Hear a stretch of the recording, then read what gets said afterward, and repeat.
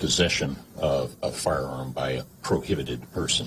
Prohibited person being youth and a prior felony. An 11-year-old girl was injured. She's in stable condition. A 25-year-old pregnant woman is in critical condition.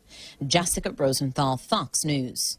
Recall issued for hundreds of thousands of trucks. Blame it on faulty windshield wiper parts. Stellantis is recalling nearly 202,000 Ram heavy-duty pickups and chassis cabs to tighten a loose nut that can stop the windshield wipers from working properly.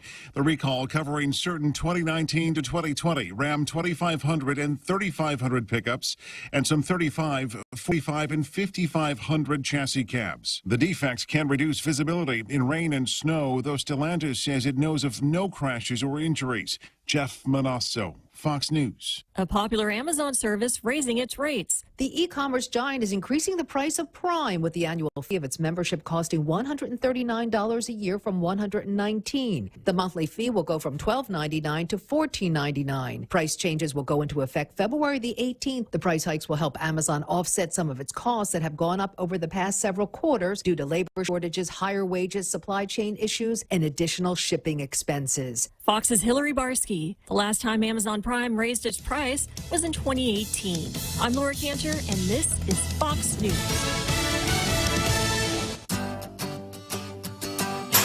Always here to help you.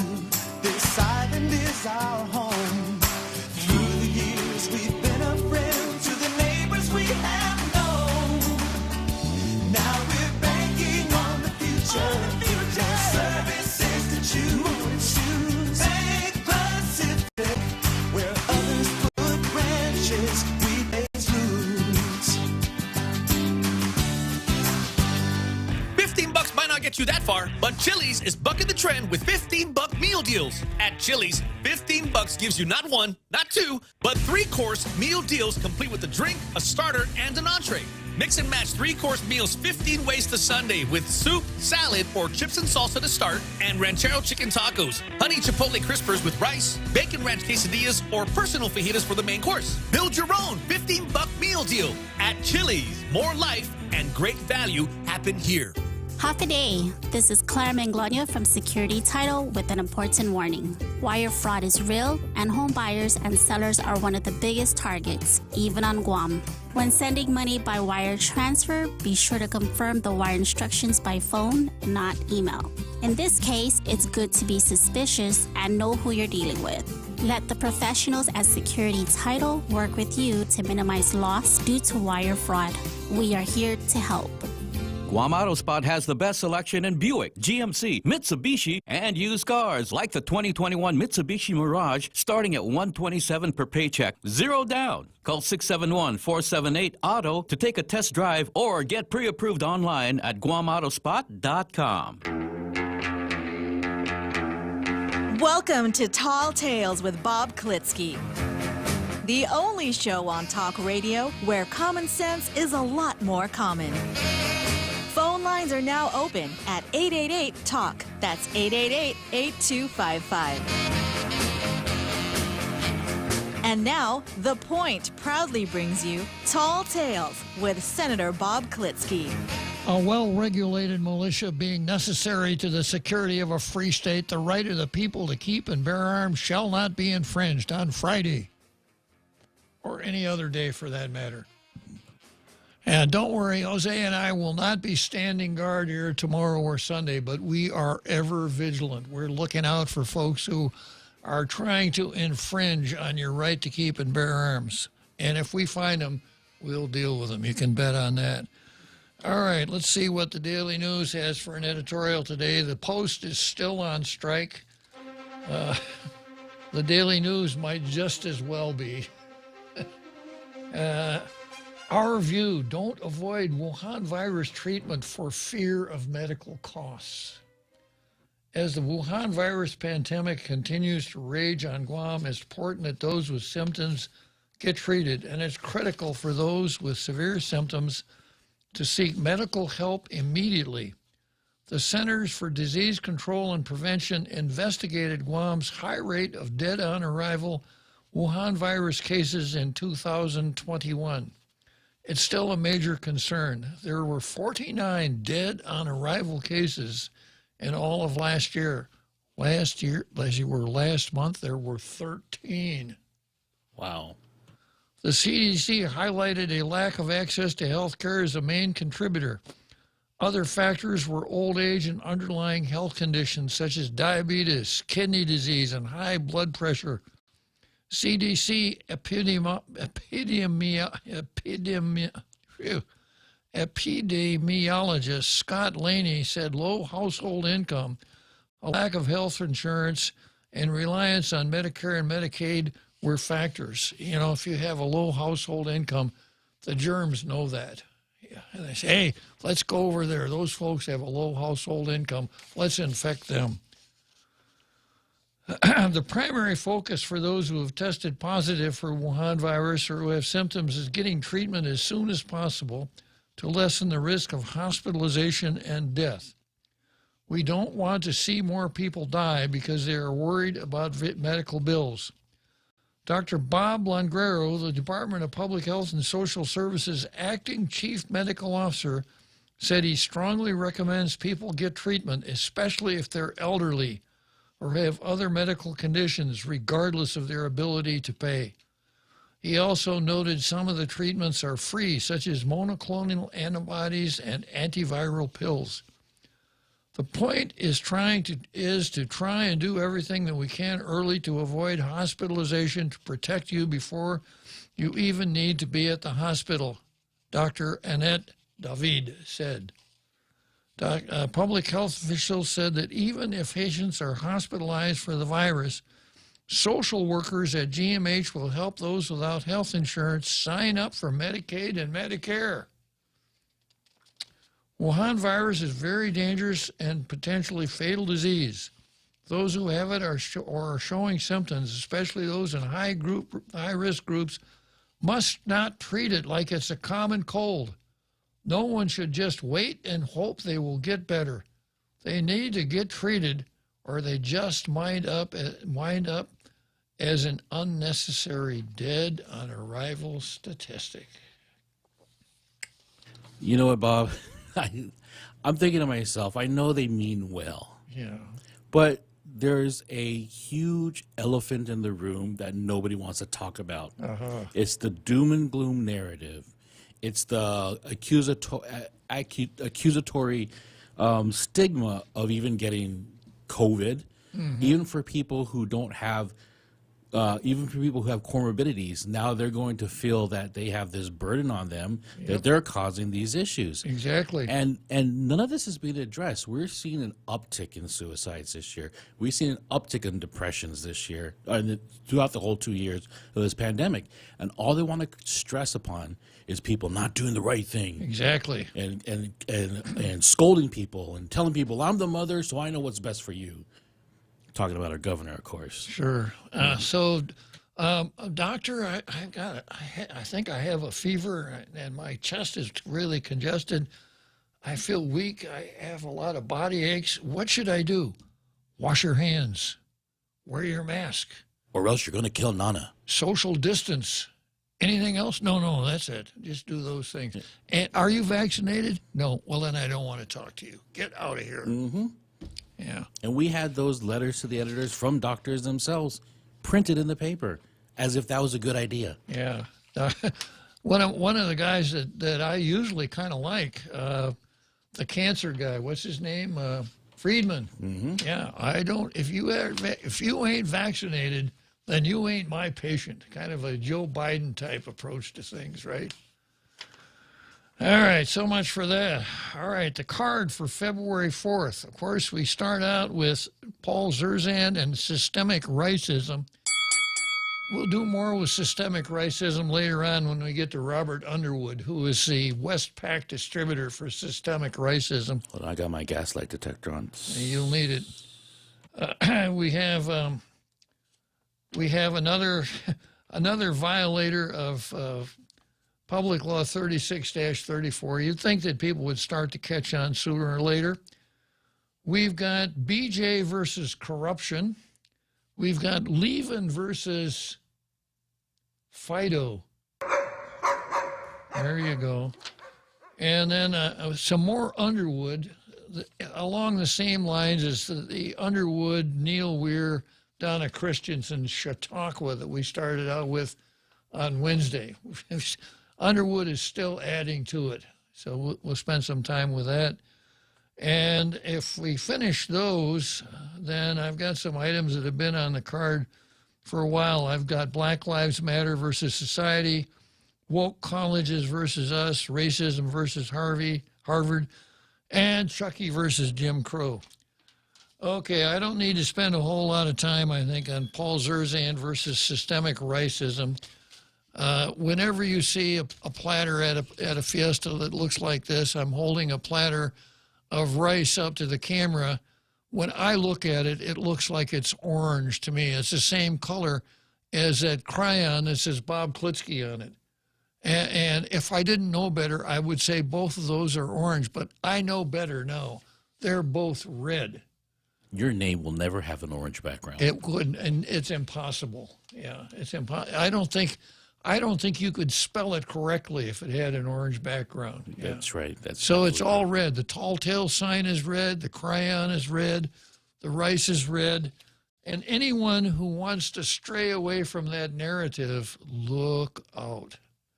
Because if you think that you know more about colors than Therese Padua-Howe and the readers at the Daily News, if you don't understand the place of the narrative versus the facts, then you're in a heap of trouble. Okay, next item on the card is CAHA versus Public Law 36-34. CAHA is having a board meeting on February 8th, and this is what their agenda says.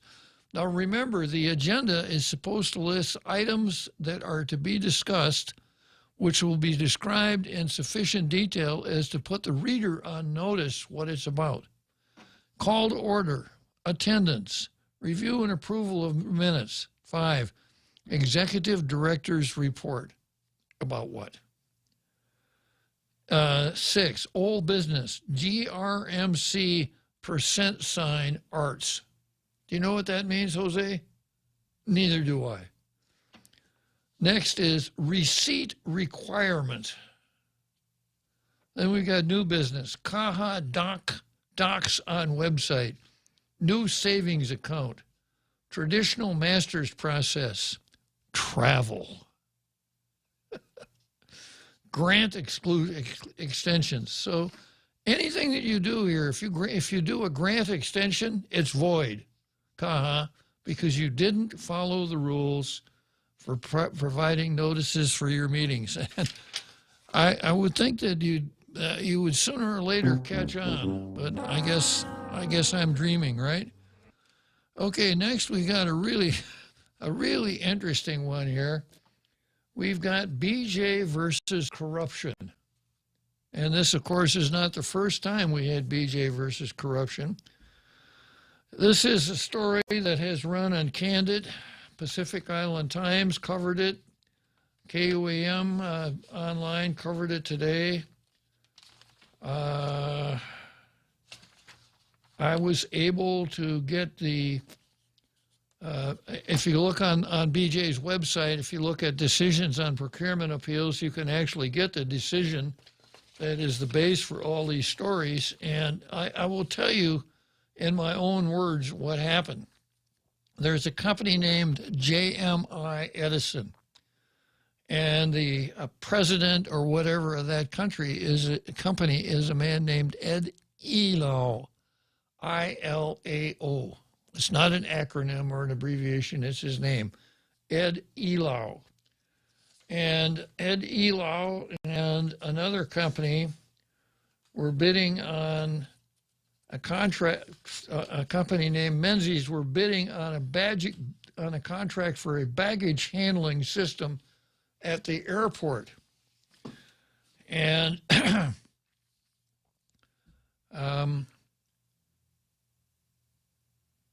let's see here.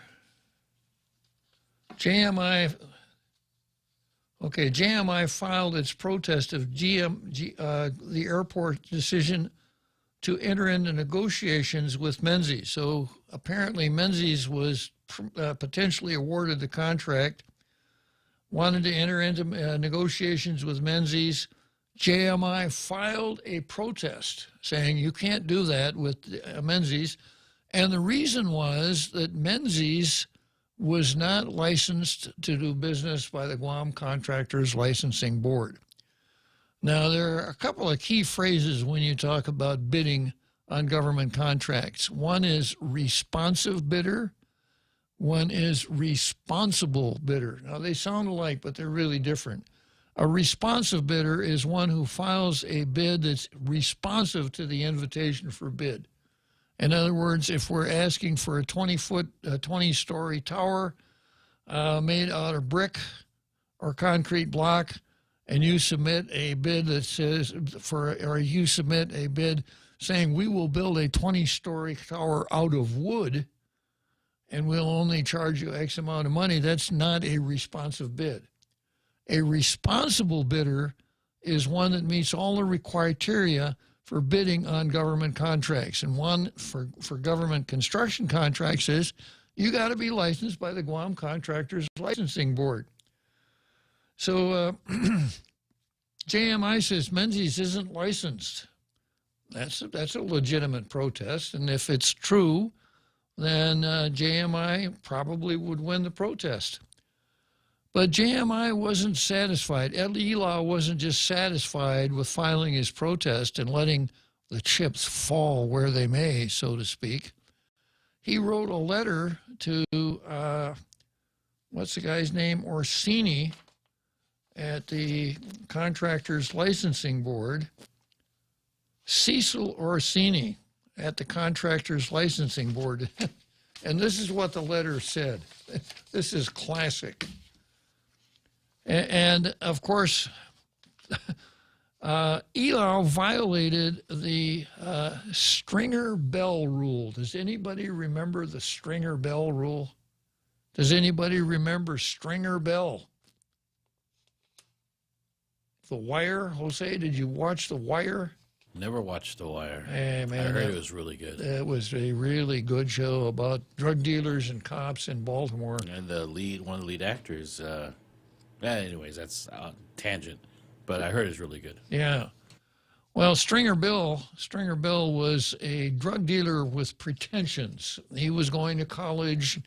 He was working on an MBA, et cetera. He was a pretty smart fellow, and he wanted to take a real business-like attitude toward his sales propositions. And Stringer Bell's rule was never put it in writing. That's the Stringer Bell rule.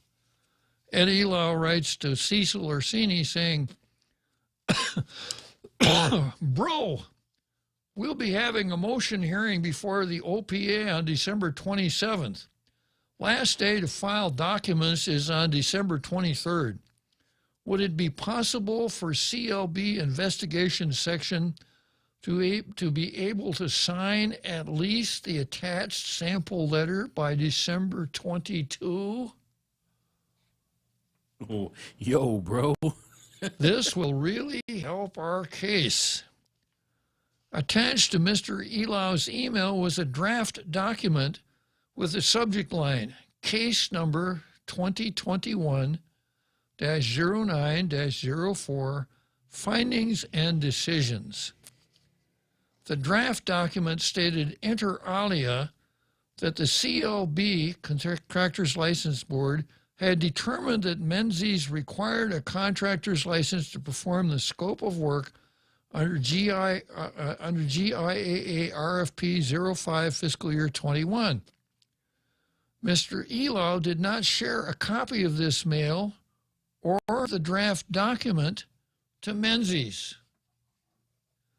On December 22, Executive Director Orsini issued a document on Contractors License Board letterhead with that same subject line, findings and decisions, which was a verbatim reiteration of the draft document previously forwarded to him by Mr. Elau.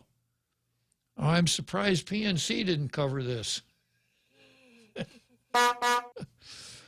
In response, Mr. Elau sent an email to Director Orsini and other CLB staff that same day saying, "Thank you very much to all of you. This will help our protest appeal at the OPA a lot. Merry Christmas to everyone. Thank you very much for committing official corruption, right, on my behalf. And Merry Christmas. Yeah. What kind of scotch do you like? The following day, JMI, through counsel, submitted the findings and decision as supplemental authority in this case. GIA and Menzies had previously filed separate motions to dismiss JMI's appeal on November 24. These motions were initially set to be heard on December 27, but the hearing was continued in light of JMI's submission of findings and decisions. Hey, look, you guys, you can't go forward. Findings and decisions from the Contractors Licensing Board. At the continued hearing held on January 6, the public auditor heard argument on the pending motions, but continued the hearing until January 27, so that the parties could, quote, find out what's going on at the Contractors Licensing Board. Menzies, the other party in the protest, had submitted a Sunshine Act request on January 6 to the Contractors Licensing Board related to the findings and decisions. On January 24, Menzies filed copies of the documents produced by Contractors License Board in response to Menzies' Sunshine Act request, which included Elau's December 13 email to Orsini. At the further continued hearing on January 27, the public auditor dismissed JMI's appeal. So I got to stop here and say, Sunshine Law. The Sunshine Law and this new edition 86, as you were 36, 34, that requires proper notice of agendas to be published are two really important tools for fighting corruption. You'll see as you get through this whole thing, had it not been for the Sunshine Law, Elau would have gotten away with this. So the public auditor lays out a lot of authority that shows that people who screw around with the procurement process can be kicked out. And that's exactly what he did. Public auditor's jurisdiction over procurement appeals is to be utilized to promote the integrity of the procurement process. Implicit in that grant of jurisdiction is the authority to dismiss an appeal for misconduct, which jeopardizes the integrity of the procurement process. It is ordered that the above referenced case be dismissed with prejudice, each party to bear its own costs, etc. And the interesting thing is that after this was discovered, GMI said, well, you can't dismiss this appeal. You're bound by that decision from the Contractors Licensing Board. BJ calls it doubling down. You know, you got caught. You got caught with your pants down, folks. And now you're trying to say, well, no, I didn't get caught with my pants down. I just put on a pair of flesh-colored shorts. It's okay. That was low, bro. Yeah. And then there's another interesting aspect here. At the continued hearing held on January 6, counsel for both Menzies and JMI referred to testimony by CLB, by the Contractors License Board investigator Nita Bailey in another procurement appeal. They call it GS4 Security Systems, Inc. versus Department of Ed. I think they mean G4S. In the G4S case, the appellant argued that the successful bidder lacked required license from the CLB, Contractors Licensing Board. Appellant relied on a document signed by Director Orsini, also labeled Findings and Decisions, which stated that a contractor's license was required for the scope of the work of the award, very similar in form to that submitted by JMI to Director Orsini. At the evidentiary hearing held therein, CLB investigator, Nida Bailey, acknowledged that it is the CLB board which is to decide such issues, and confirmed that no board meeting had taken place regarding the issues raised in the G4S case. We've seen this movie before. We've seen Melvin Bora just proceed forward without any interaction with his board whatsoever. Yeah, we're kind of familiar with this this MO. At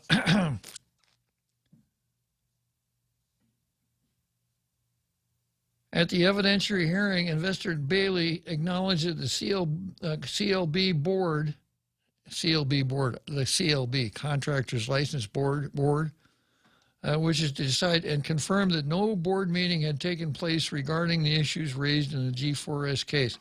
Well, this looks like another John Haddock 3 type of deal. It looks like a forgery, right? Submitting something purporting to be a board decision when it really isn't. So there's enough issues here to write a first-year law exam on fraud, misrepresentation, etc., right? So that's BJ, the corruption fighter.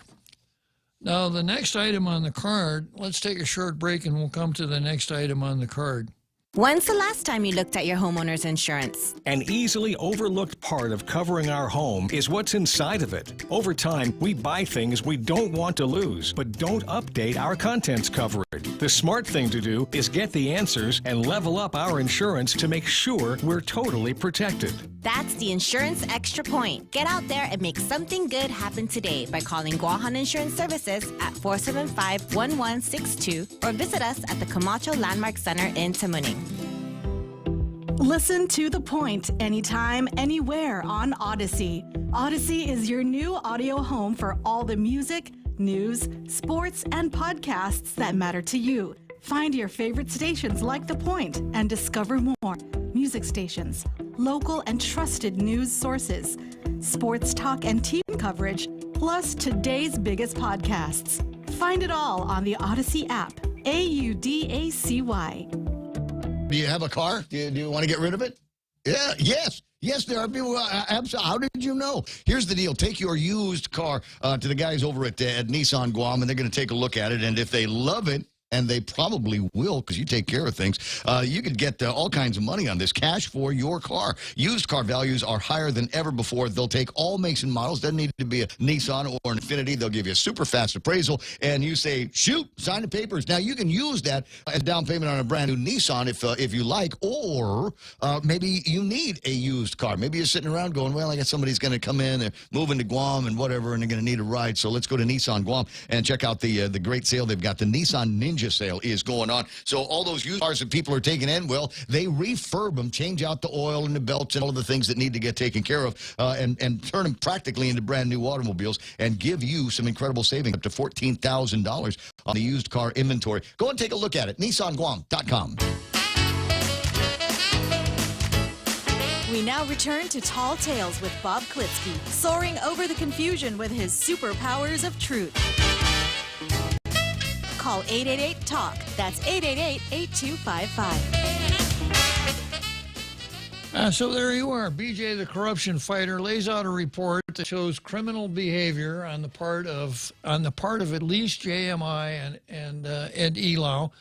I only hope that counsel was properly unaware of the forgery that Ed Elau participated in by procuring that document from Cecil Orsini.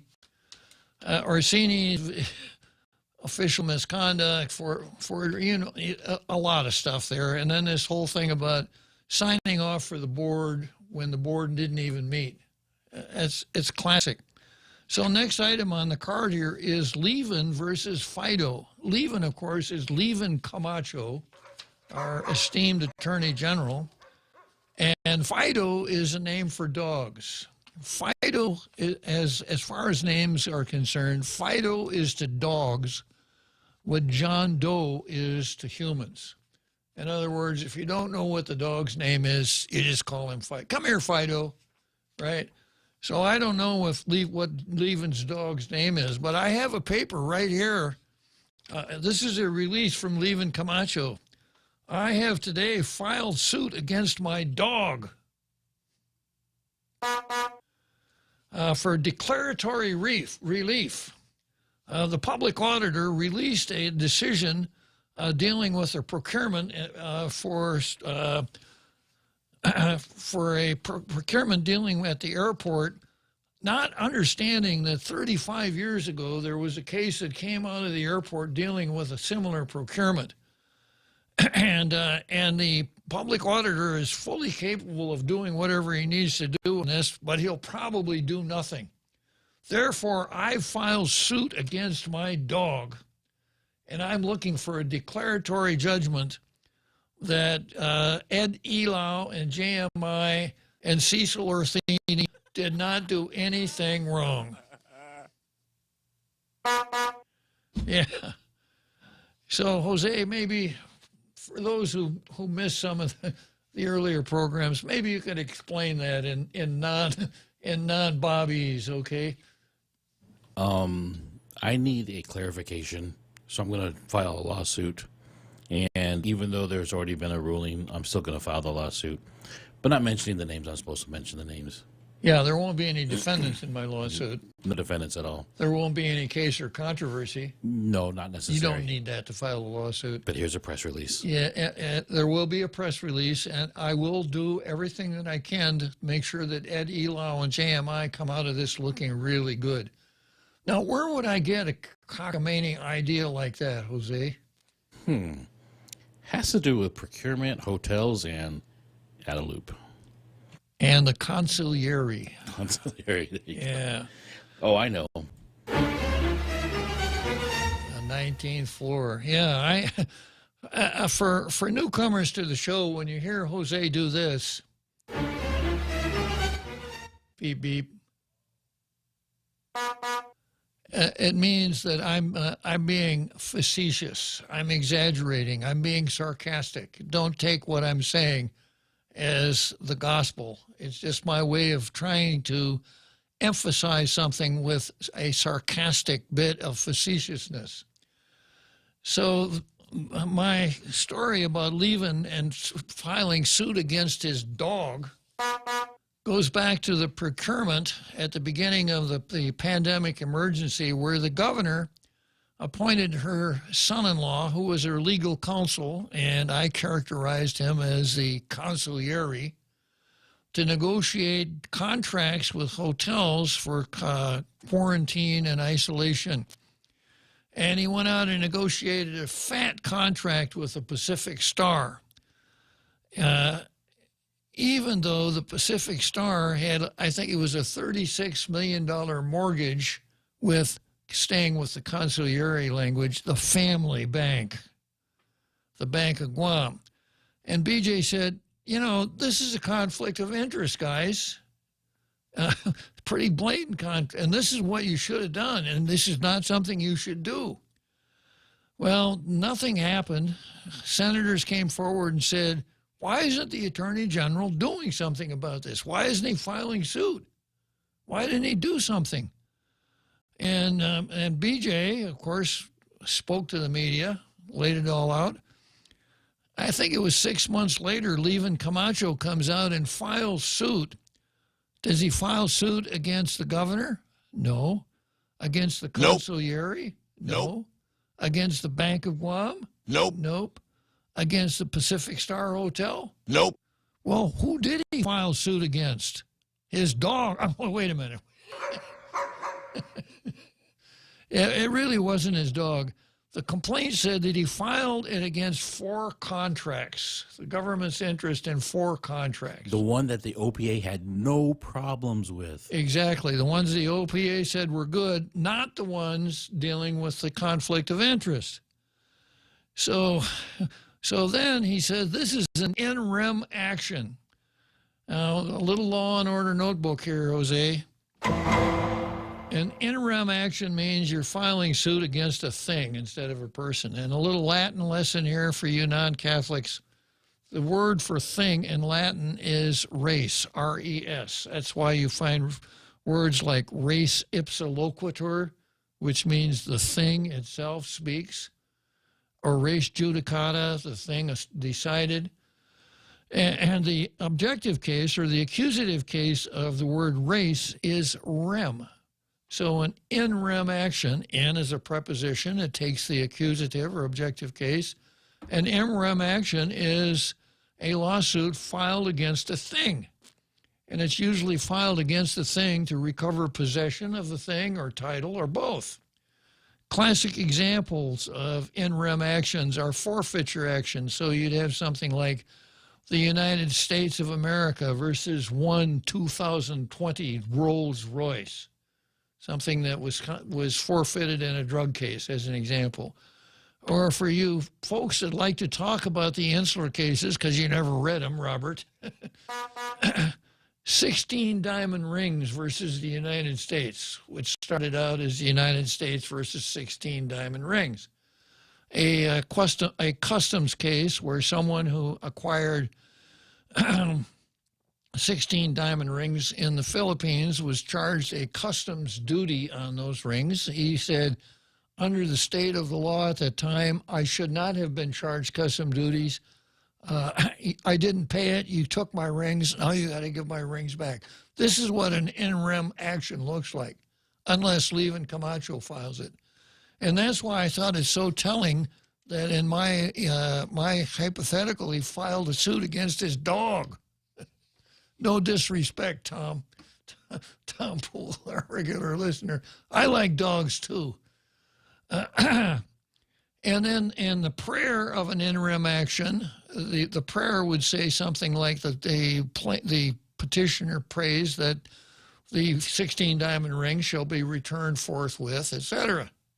Not in Levin's case. He just said basically paraphrasing, declaratory judgments that the governor didn't do anything wrong. So what Levin did in that case was he filed a bogus lawsuit. He filed he stuck 174 pages of papers through the court window down at the Superior Court and pretended it was a lawsuit. No defendant, no case or controversy, no real object other than to defend the governor. So if that's what he did there, if I take that same litigation technique and apply it to Ed Elau and GMI, the Office of the Attorney General announced today that the Attorney General had filed suit against his dog. So in other words, staying with the dogs for a minute, in the Bank of Guam conflict of interest case, it isn't what the Attorney General did, Jose. It's what the Attorney General didn't do. There you go. Yeah.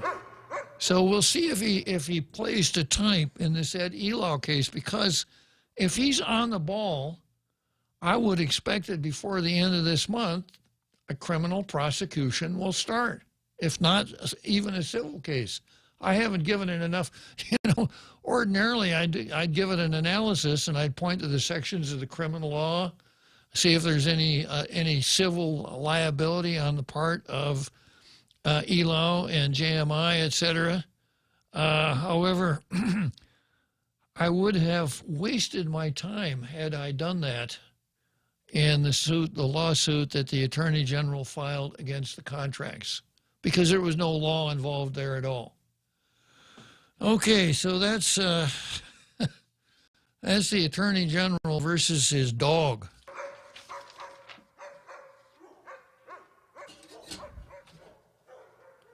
Okay, we're getting up pretty close to the, let's take a short break here and then we'll proceed onward. Come try Guam's original Chamorro restaurant with Pica's Best 5 years running. Mezcla Chamorro Fusion Bistro. Experience Chef Peter's candied salmon over scallion coconut rice, octopus to naktak, Chamorro platter, and their award-winning gourmet hamburgers. Or if you're looking for something healthy, try their keto-friendly menu. Come and enjoy Mezcla's half-a-day service at their Hagåtña and Grand Plaza Tuman location. Call their Hagåtña location at 479-2652 for reservations. Tori tempo gagi hami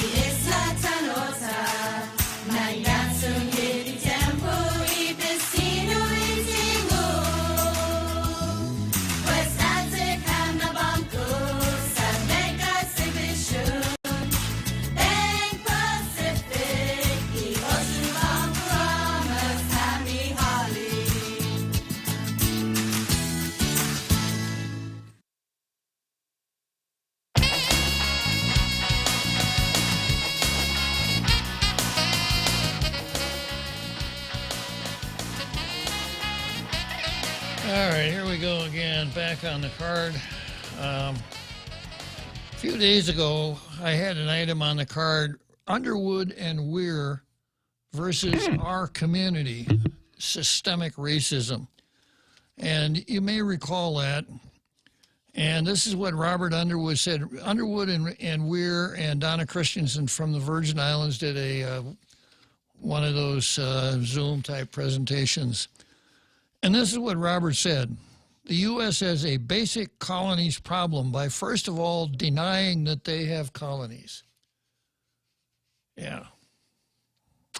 You know, when you just kind of get to make up your facts, you can tell really interesting stories. But that's my job. That's why the show is called Tall Tales. But I at least will have Jose beep the horn when I deviate from reality into the tall tales. That's what Robert said. It denies these areas the core American creed, which is the only legitimate right to govern comes from the consent of the governed. That is clearly absent in all the territories. The topic of the discussion was the left and right's blind spot in systemic racism, America's colonies problem. So both Weir and Underwood have now finally picked up the magic words, systemic racism. And nowadays, if you can't use the word systemic racism in your presentation, why should anyone appreciate what you're saying? Why should anyone pay any attention to you? And then here he goes. It's undeniable that racism continues to impact federal policy toward people in the territories. Undeniable. I deny it. It's undeniable, though. It's important that conversations about race and America's colonies problem are included as part of our nation's broader conversations about racial equity and racial justice. Sounds like a real social justice warrior there. Inclusion, equity, diversity, right? Yeah, you got to hit all those buzzwords. Much of Thursday's afternoon discussion focused on the insular cases, which are race-based U.S. Supreme Court rulings from the 1900s that have been used to deny equal rights to residents of the U.S. territories. Nope. According to some people. But if you ever took the time to read the insular cases, you'll see that they're primarily commercial cases.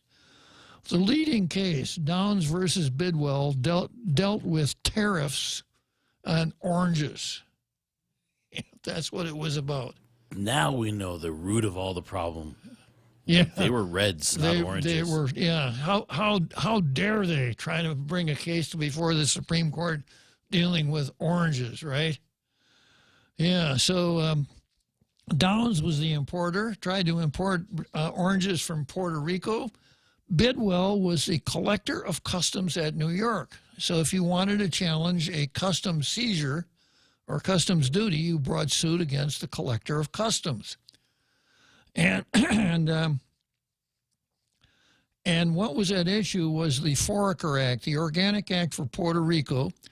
And the Organic Act for Puerto Rico said that imports from Puerto Rico into the United States would be charged half the regular tariff. So if the duty on oranges coming from, say, Costa Rica had been $100 a ton, oranges coming from Puerto Rico would have been $50 a ton. Downs said shouldn't be any duty at all because according to De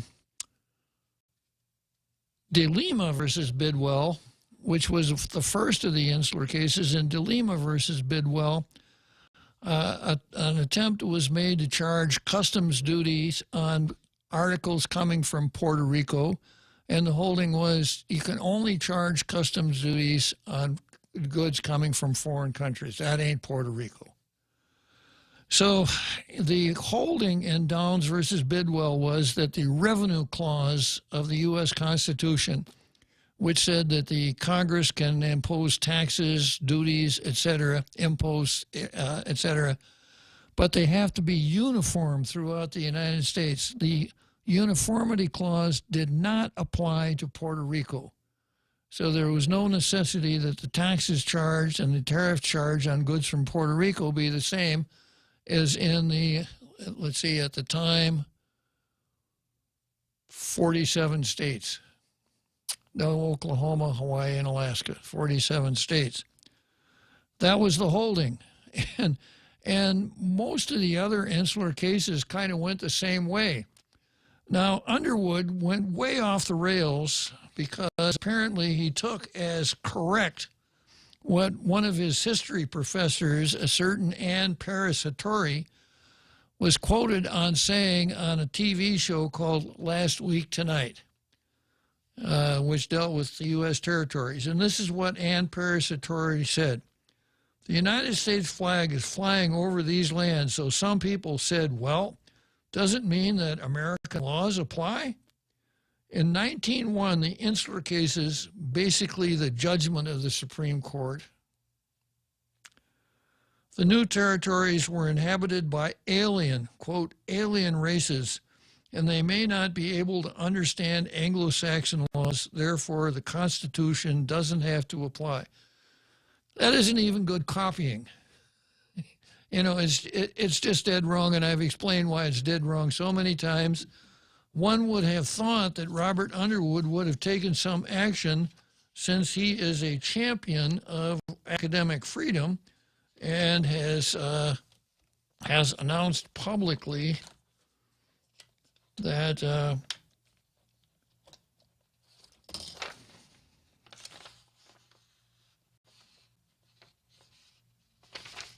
where is it?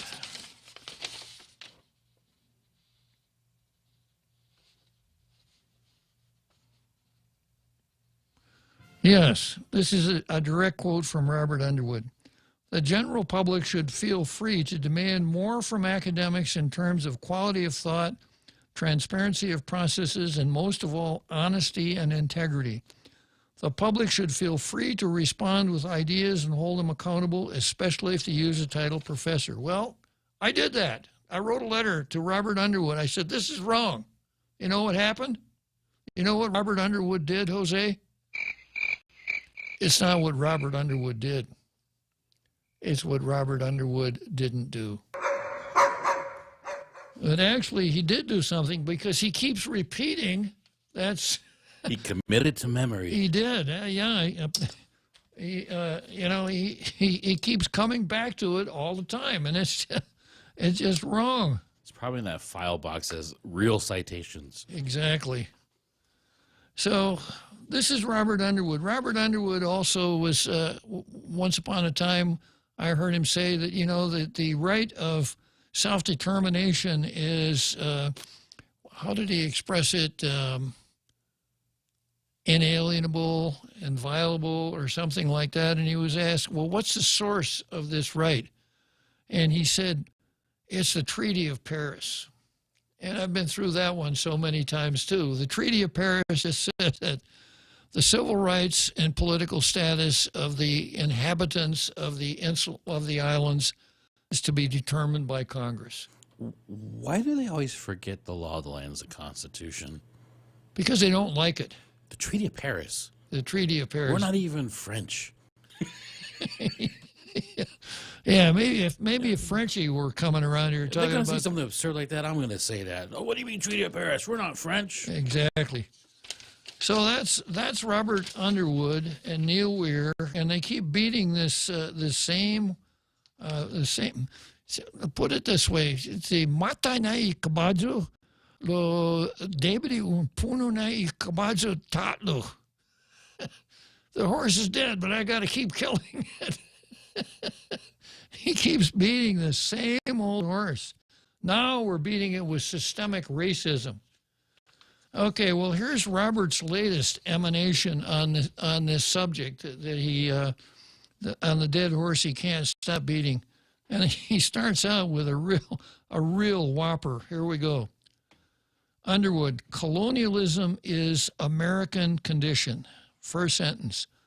I've been teaching critical race theory since 1972. Since 1972. I was around in 1972. In fact, I was in law school in 1972. And I'll bet you dollars to donuts, you couldn't find anyone supporting, advocating, discussing, etc., critical race theory in 1972. Now, it's, again, potentially a definitional problem. Critical race theory, if it has a meaning at all, it's not a theory. The word theory appears in the words. It's another one of those where you understand the meaning of each of the words, critical, race, and theory, but you put them together and they take on a totally different meaning than the sum of the parts. Critical race theory is something you practice. It's not something you study. It's something you practice. And the internet is full of how it is practiced in various places. If you were in a grade school, you separate the children. You put the privileged children on one side of the room, and you put the oppressed children on the other side of the room. And then you require the oppressors to explain why they're oppressed, and on and on and on. This whole sort of thing. The privileged children have to write apologies. Exactly, yeah. And everyone who is not a member of one of the oppressed groups. Now, let's see if I can remember all of the oppressed groups. Anybody who's not white, anybody who is not straight, any sort of sexual aberration whatsoever, you are in the oppressed group. Anyone who speaks Spanish. There has been a miracle, though. Yeah. Asians are now included in the privileged group. Yes, that's true. Yeah. It's amazing. Yeah. And of course, if you're Jewish, you are in the... Yeah. Whoopee. Whoopee? Oh, I was making an exclamatory. Oh. Are I'm you not referring back to Goldberg. Karen Johnson. Karen Johnson. Not referring to Karen Johnson, right? Yeah. Well, Karen Johnson says, you know, the Jews were white, the Germans are white. Where's the racism? Be quiet, Karen. I mean, whoopee. Yeah. So, you know, so it's always the same narrative that you find the oppressor and then you find the oppressed, and you lay as much blame on the oppressor as you can, going back as far in history as you must, finding something that a member of the oppressor class did, labeling that as systemic racism, making sure that everyone understands that even though it happened 200 years ago, it continues to happen today. And the only way to get rid of it is it's not fixable. There's no fine tuning. It's not fixable. You can't educate people out of it. You've just got to junk the current system and take up a new system. Equity. Equity. You have to provide equity to those in the oppressed group. So if you really get into it, if you do a little studying and reading, if you understand the Frankfurt School, Antonio Gramsci, Herbert Marcuse, the usual cast of characters, you come away with this, that communists figured out that there would not be a worldwide revolution of workers. So they had to come up with a different approach. So the different approach they came up with was critical race theory, so that the convincing people that they were oppressed would cause them to throw off the oppressors and establish a Marxist state, a socialist state. That's what's really going on here. And you know, the distribution points for this critical race theory, this cultural Marxism, neo-Marxism, etc., is universities. Now, I was pretty lucky after I got out of school. I got a bachelor's degree back in the States, and I got a master's degree from the Princeton of the Western Pacific, also known as the University of Guam. And then I wanted to go on and get one more degree, but I didn't want to be an academic. So I went to a trade school instead, law school, a trade school. And because I went to a trade school instead of an academic institution, I never suffered from high altitude apoxia. you know, that the thin air of the ivory tower causes such a shortage of oxygen that it affects the cognitive abilities of academics, and they can't think straight after they've been up there for a while. That and everyone's sucking the fun out of the room. and even if you bring them back down to sea level, it doesn't help, because once they've gone that far, there's no saving them. All right, we'll come back to this right after the big halftime show.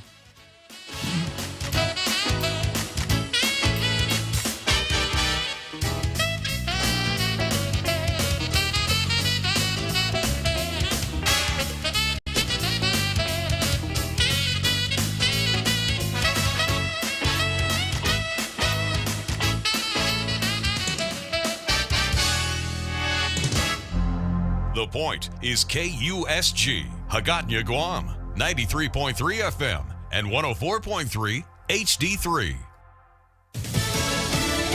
Winter storm woes. I'm Laura Cantor, Fox News. It's cleanup time now that the snow is easing off in northern Ohio. Steady snow all day Thursday. The National Weather Service says it can't really say exactly how much snow fell because winds gusting above 30 miles an hour are causing heavy drifting. The snowplow driver telling Fox 8 in Cleveland. It's my second time doing these driveways on this street, and it's been a long day. The snow in northeast Ohio expected to taper off overnight before ending in time for rush hour. But the wind chill from those gusty winds will make overnight temperatures feel sub-zero. Fox's Jack Callahan in Cleveland. Small town near Birmingham, Alabama, experiencing deadly tornado. We found one fatality. We have 3 very critical patients, and we have about 5 other minor injuries. Russ Whedon, Hale County Emergency Management Director. The tornado was caused by lightning storms that had crossed over Alabama and Mississippi. Russia planning to create false flag videos so they could invade Ukraine. Pentagon said that Russian President Vladimir Putin has approved false flag operations, the creation of videos using actors that pose as Ukrainians, using U.S. weapons to kill Russians. Russia has repeatedly accused the U.S. of hysteria over the situation in Ukraine and reacted angrily to the U.S. decision to send 3,000 troops to allies in Eastern Europe, saying the move is a destructive step. Fox's Steve Harrigan. President Biden announcing death of ISIS leader in U.S. raid in northern Syria Wednesday. It sent a strong message to terrorists around the world. We will come after you and find you. Officials say the 2-hour raid was incredibly complex and dangerous, planned for months, with characteristics similar to the Bin Laden raid. The head of U.S. Central Command, General Frank McKenzie, said the mission was to capture the ISIS leader. Fox's Jennifer Griffin at the Pentagon. During Wednesday's raid, the ISIS leader blew up himself and his family. America's listening to Fox News.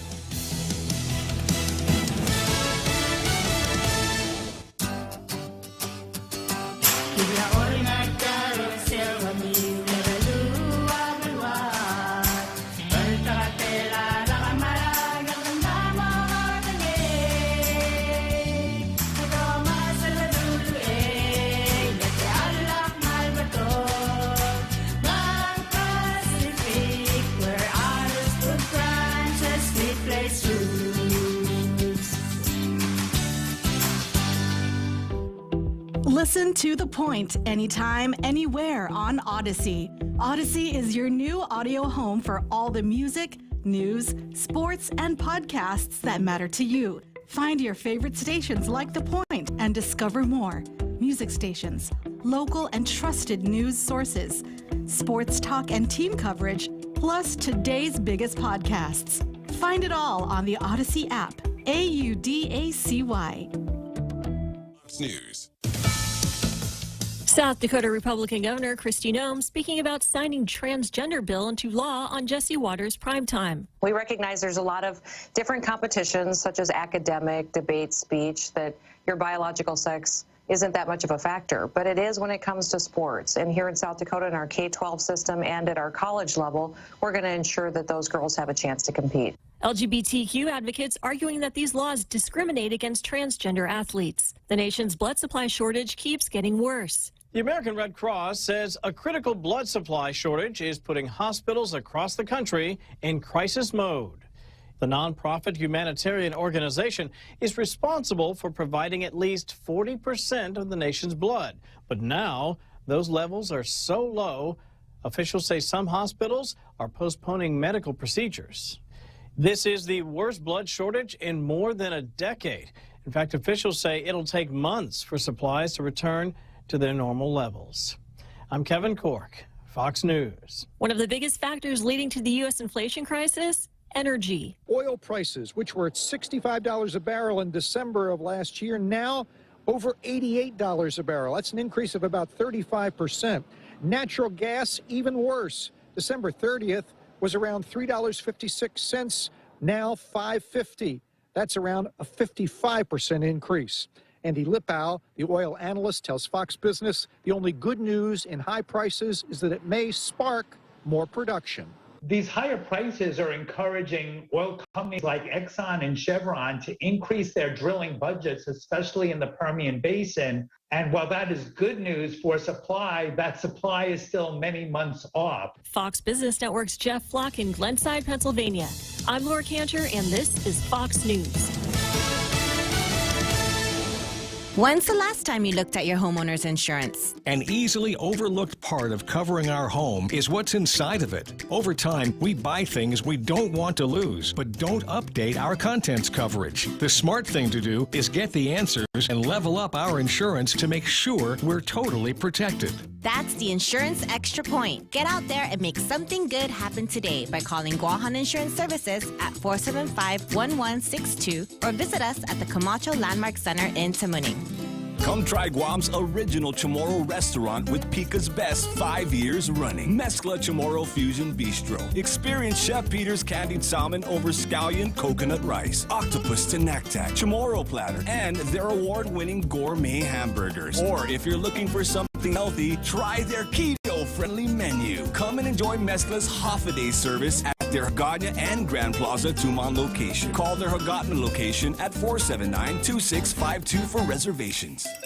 Everyone has a busy schedule these days, and sometimes we forget to schedule our routine dental checkup and cleaning. Don't neglect your dental health. Schedule one today with Dr. Robert Yang and Smile Team, conveniently located at the East West Business Center on Marine Drive, Upper Tumon.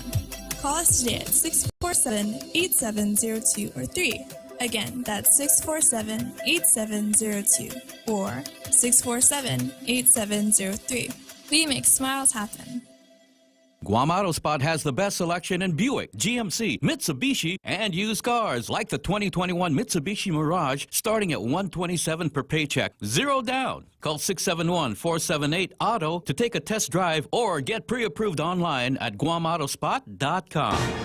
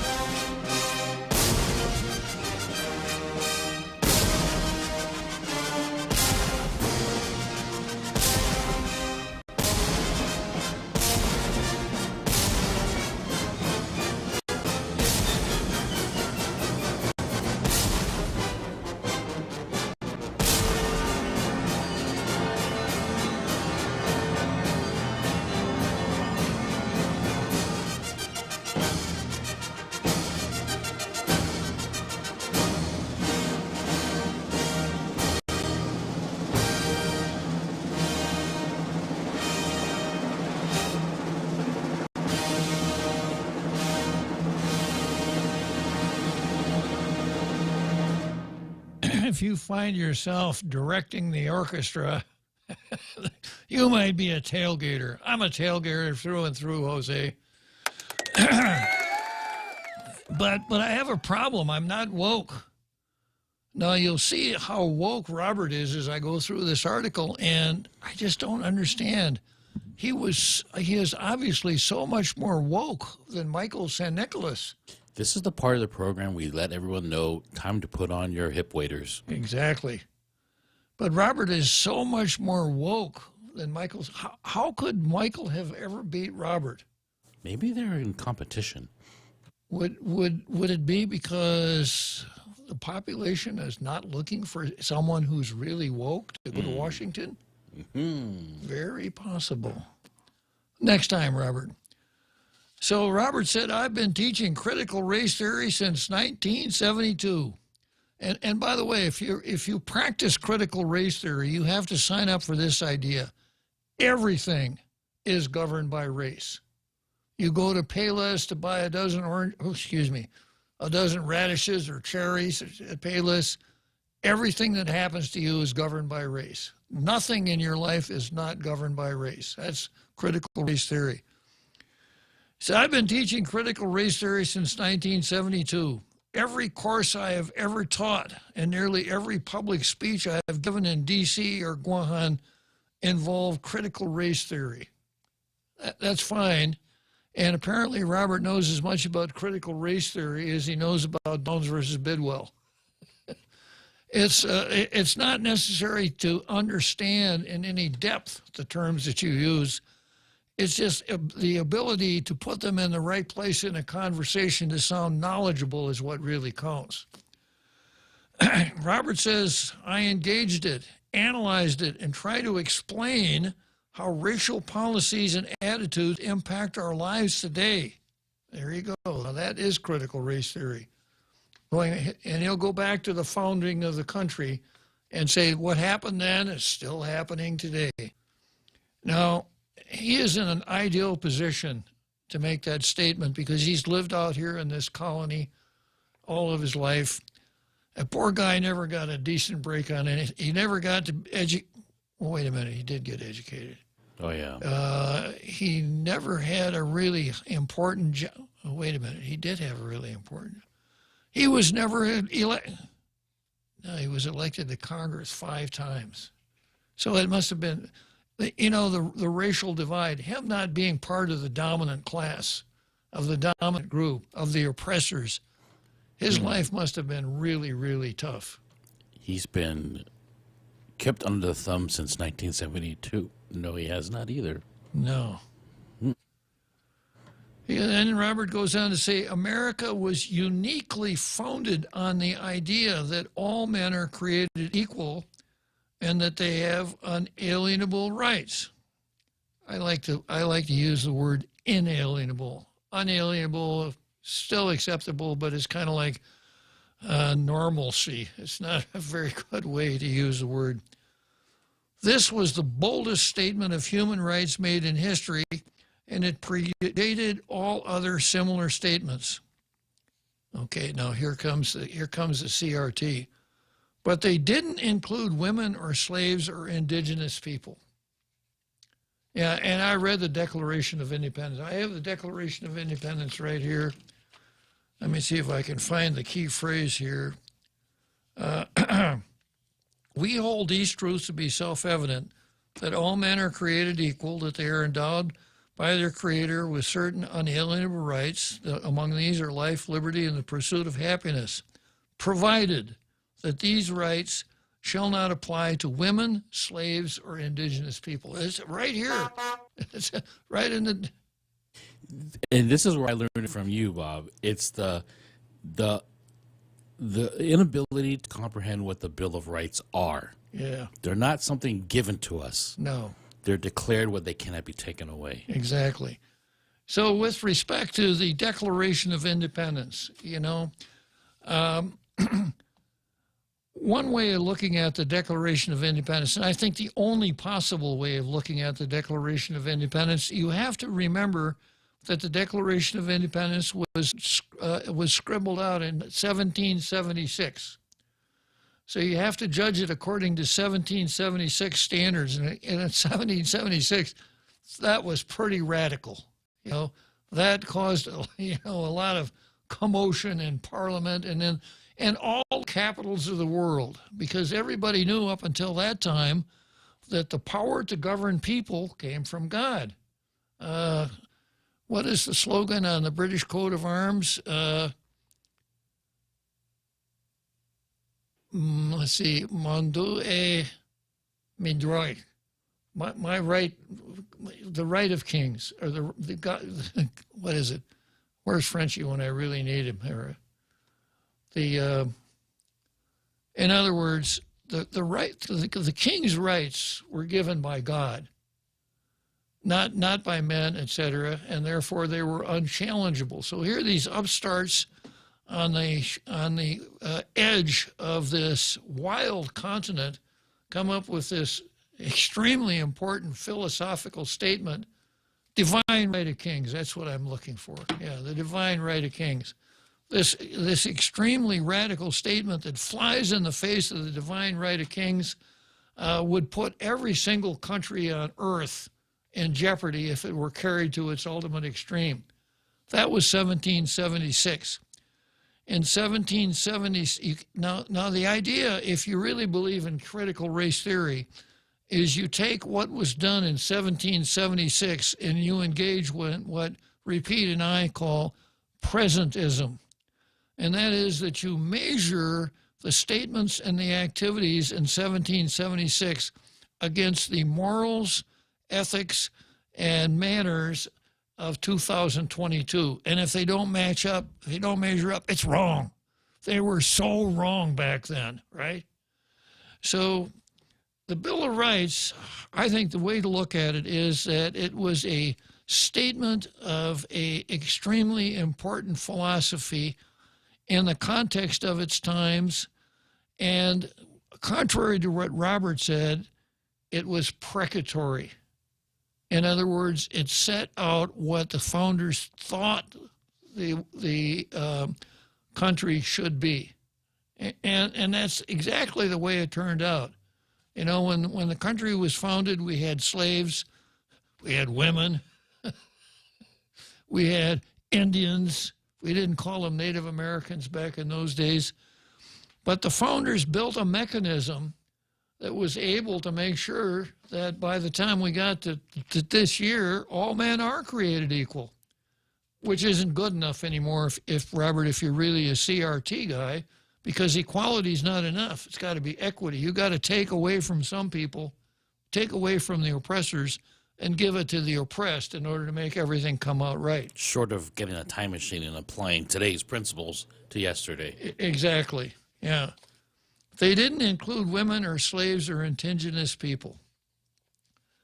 Fortunately, American history is full of men and women, black and white, native and non-native, who have tried to fulfill this commitment to human rights. That is the real story of American greatness and progress. But from the beginning, America compromised its own democratic principles. From the beginning. Now, if you paid attention to what I said, how could it compromise its principles in 1776? Impossible.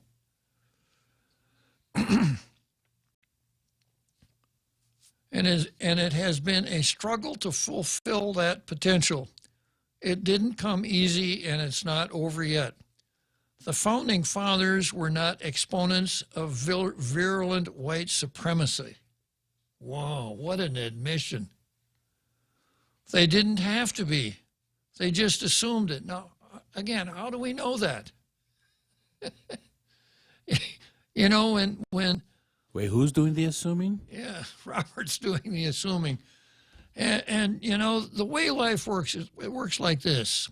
Where you are and when you're there has an awful lot to do with your understanding of what reality really is.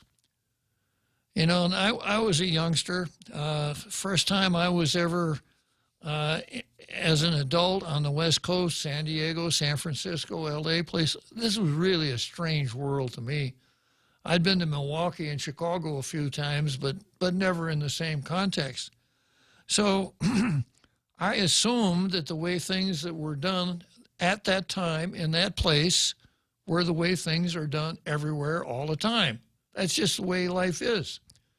So the founders, some of the greatest men who have ever walked the earth, you know, were so far ahead of their time and put together such a marvelous creation, the United States Constitution, that you just got to wonder how one comes along and says something like this. The Founding Fathers were not exponents of virulent white supremacy. They didn't have to be. They just assumed it. Then he goes on to say, they were not like the Nazis, the Klan, or the Oath Keepers.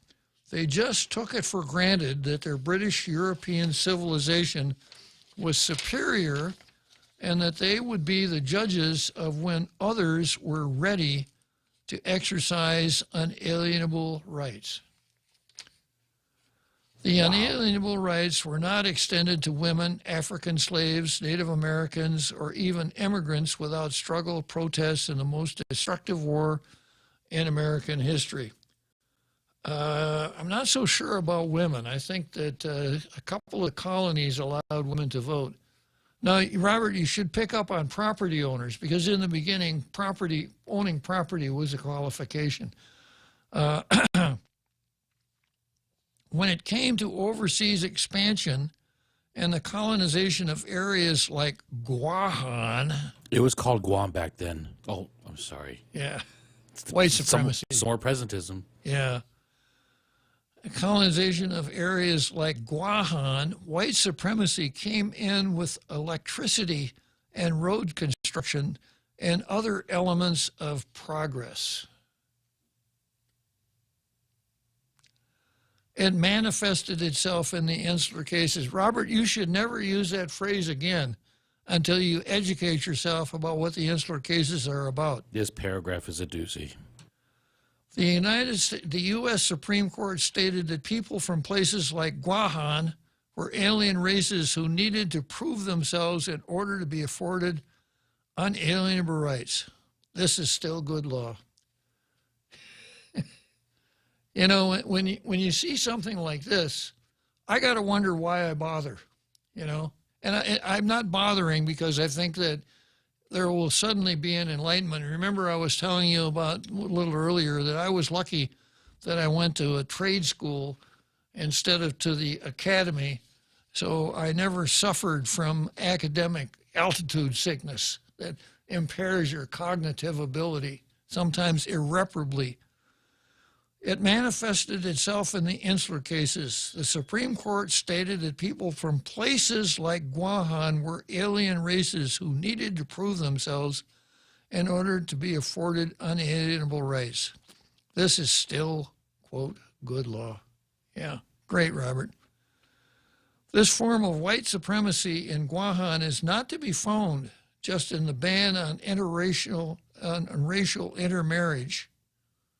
You can't marry someone of a different race nowadays? Is that the rule? I'm trying to sift through the fiction and nonfiction. By crazy governors or social segregation, which led to the founding of the Young Men's League of Guam. So the Young Men's League of Guam was started so that young Chamorros could have their own club where white folks couldn't come? Is that... You know, I'm glad he mentioned the Young Men's League of Guam, one of the most richest organizations here on Guam. Most prolific. It is to be found in the assumption that Chamorros could not govern themselves. Yeah, no. They needed to be educated and pass a political test in order to be afforded those elusive, unalienable rights. Now, this is just something that Robert has made up. There's no historical foundation for this. Then he goes on to say, Chamorros are like children who need perpetual training. Now, Sankin Chamorro, Lalado. This is Robert saying, this is not me saying this. Is he projecting here, or is he still describing somebody else? Hard to say. Furthermore, if any Chamorro tries to chart a Chamorro course, they need to be exposed as racists. A Chamorro course. I guess English composition is not Robert's strong suit here today. It was an amazing shifting of the conversation. This sentiment is very much alive and well today. It's in social media, in talk radio. Boy, I hope he's talking about me. I don't think he's talking about anybody else. And is even in the sentiments of many Chamorros. Shame on them. For too long, far too many believe that they are incapable and too ignorant to manage their own affairs. They believe in this developmental racism in which Chamorros are permanently never ready. Colonialism is inherently based on a belief that you can legitimately dominate others and that a colonizer decides when the domination ends. Everyone who claims to love Guahan or establishes residence has to confront the meaning of colonialism and their relationship to it. Another absolute. Absolute, yeah. Colonialism is not just a Chamorro problem. It's an American condition. Understanding how this condition works in terms of race is essential to understanding where we are today and the colonial dilemma. I will continue to teach critical race theory because it is necessary to ending colonialism and extending the promise of America. So we always come back to the same thing. You spend a lot of time telling us what the problem is. You're matai ikabazo debiri upuno ikabazo talu. The horse is dead, but I got to kill him again. So you continually beat the dead horse, Robert. But what do you want? If I had the power to give you what you want, what would you ask me to do for you? Separatism. And they're not courageous enough to come out and say that. Because if you analyze their focus on everything, you know, the fact that my example here of the pocket watch,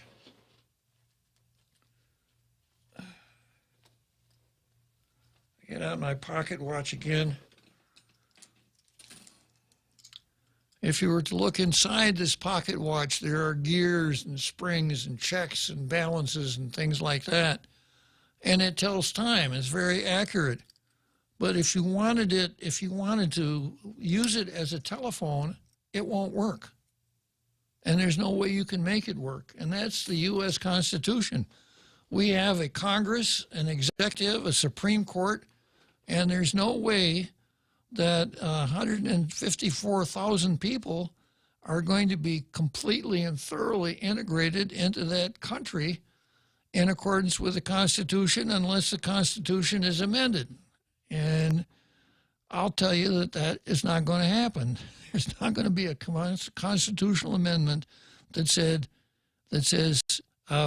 people who have suffered because of racism since 1898 can form up a state and come into the Union. It's just not going to happen. So the way things are, given our form of government, is the only way they can be if we are to stay under this government. If that doesn't work for you because you're woke, Robert, and you've really drunk the systemic racism Kool-Aid, etc., then the only possibility for you is an independent Guahan, that the United States would by statute, withdraw sovereignty from Guam, and Guam would be independent. That's the only way that you could satisfy all of this dead horse beating that you and Bavacqua and Laura Sauter, Hope Cristobal. You know, I think the roadblock they're going to come up against all the time is that there's no progression in this separatist mindset. It's all based in history. It's all based in the past. It's like people keep saying, give us something to look forward to then. Give us a plan. Yeah. Give us something that's going to be in the future. But there is none. There can't be none because this is all rooted in the past, and it will remain there because nobody can get over the present. The game is to keep bitching about things that happened in the past. Having any kind of a solution or way forward, anyone who says things like that, what did Robert say?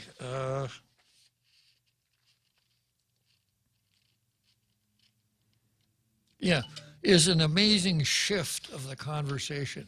You have to keep repeating colonialism. Yeah. And a lot of the issues that he talked about here are issues that also apply to impoverished, quote-unquote, white people in the States. I went to school in Virginia, in the Blue Ridge Mountains. Yeah. Let me tell you, everything that he's talking about here, happens to that group of people too, and it's not about race. There's different things about humans that people always look down on, certain classes, education levels. It's just a symptom of humanity. But to pit these races against each other, especially white versus non-white, it's just it's baffling.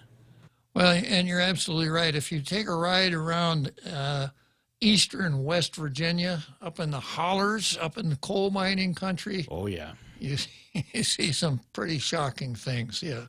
And the folks up there are just as white as the driven snow. Which explains the Whoopi Goldberg syndrome. You mean the Karen syndrome. Karen Johnson syndrome. Yes. Yeah. What are they complaining about? They're white, right? They're part of the oppressor If class. it's not visually apparent, then it doesn't matter. It doesn't count, yeah. So, I'm afraid we're going to have to keep putting up with this as long as we got Neil Weir and Robert Underwood and his column and things like this, until someone comes forward and actually tells the truth. And the truth is, we want Guam to be independent of the United States. They want to dance around this Chamorro self-determination thing, et cetera. And it's worked very well for them, as I pointed out yesterday. You know, you got Melvin Wanpat and $1 million commission there to put out propaganda. Robert at the university was able to seed the staff out there with separatists, et cetera, on the government payroll. Michael Bavacqua's got a sinecure over at the Guam Museum, and it just goes on and on and on. And so it's the beating of the dead horse that is the desired result. Until, I suppose, the only possibility is that every person on the island who's not Chamorro would go down to Skinner Plaza and pull a Tom Shea. Remember Tom Shea and white coats? Yeah, white coats for Black Lives Matter. All right. Unfortunately, I'm not finished with this. It's not going to go away. So let's head for Churchill, as you were, for Wrigley Field for the 7th inning stretch. I got to head for the Common.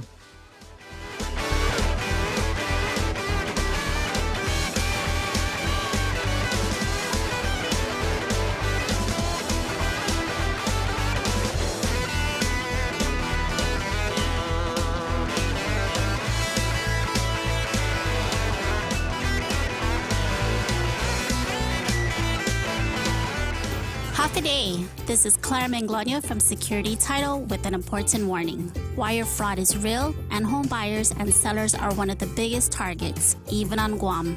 When sending money by wire transfer, be sure to confirm the wire instructions by phone, not email. In this case, it's good to be suspicious and know who you're dealing with. Let the professionals at Security Title work with you to minimize loss due to wire fraud. We are here to help. Love is perfect timing. And now is the time to make a move on the apple of your eye. A new iPhone 13 and Apple Watch make the perfect pair. And you can get yours now during GTA's Valentine's Day special. For a limited time, buy an iPhone 13 on HPO and get an Apple Watch 7 for free. While supplies last, terms and conditions apply. To find out more, visit gta.net or call us at 671-644-4482. Roses are red, violets are blue. At GTA, we start with you. Do you have a car? Do you want to get rid of it? Yeah, yes, there are people. Absolutely. How did you know? Here's the deal. Take your used car to the guys over at Nissan Guam, and they're going to take a look at it. And if they love it, and they probably will because you take care of things, you could get all kinds of money on this, cash for your car. Used car values are higher than ever before. They'll take all makes and models. Doesn't need to be a Nissan or an Infiniti. They'll give you a super fast appraisal, and you say, shoot, sign the papers. Now, you can use that as down payment on a brand new Nissan if you like, or maybe you need a used car. Maybe you're sitting around going, well, I got somebody's going to come in, they're moving to Guam and whatever, and they're going to need a ride. So let's go to Nissan Guam and check out the great sale they've got. The Nissan Ninja sale is going on. So all those used cars that people are taking in, well, they refurb them, change out the oil and the belts and all of the things that need to get taken care of, and turn them practically into brand new automobiles and give you some incredible savings, up to $14,000 on the used car inventory. Go and take a look at it. NissanGuam.com.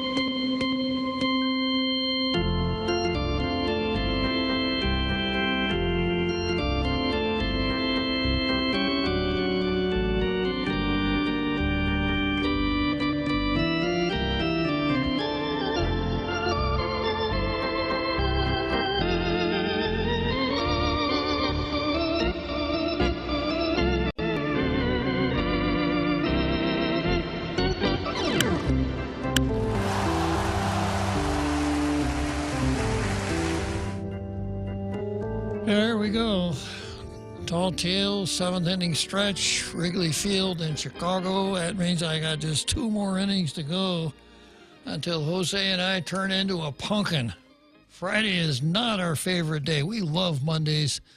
Fridays is a struggle because no Tall Tales for 70 straight hours. No tailgaters, no Tall Tales, no halftime show, no 7th inning stretch. It's tough, but somehow we endure it every week. Next item on the card is Black Lives Matter versus Society. And I talked a little bit about Crispus Attucks yesterday. I'll come back to that a little later on. It's very appropriate that I go from Robert Underwood to Black Lives Matter versus Society, because Black Lives Matter, of course, is critical race theory writ large. Schools across and the Black Lives Matter folks know that critical race theory is not something you study, it's something you do, something you perform. Schools across the nation are using this week to indoctrinate students with progressive activism using a curriculum promoted by the Black Lives Matter movement, a parent group has warned.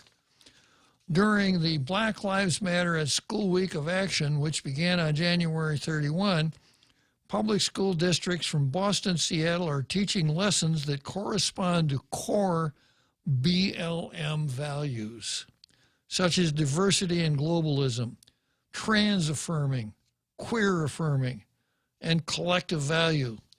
The lessons are based on 13 Black Lives Matter guiding principles, including a call for black villages, which is the disruption of Western nuclear family dynamics, and a return to the collective village that takes care of each other, and a commitment to dismantle cisgender privilege and uplift black trans folks.